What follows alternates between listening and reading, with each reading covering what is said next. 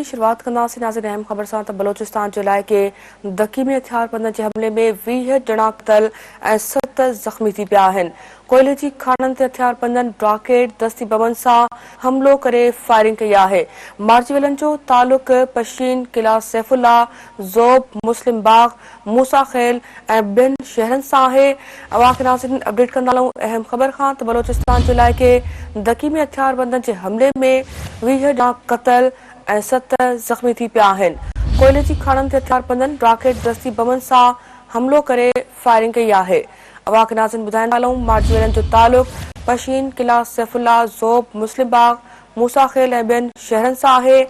कोयले जी खाननि ते हथियारबंदनि रॉकेट दस्ती बमनि सां हमलो करे फायरिंग कई आहे। बलोचिस्तान जे इलाइक़े दकी में हथियारबंदनि जे हमले में 20 ॼणा क़तल ऐं 7 ज़ख़्मी थी पिया आहिनि। कोयले जी खाननि ते हथियारबंदनि रॉकेटनि दस्ती बमनि सां हमलो करे फायरिंग कई आहे। मार्चवेलनि जो तालुक पशीन किला सैफुल्ला ज़ोब मुस्लिम बाग मूसा खेल ऐं ॿियनि शहरनि सां आहे।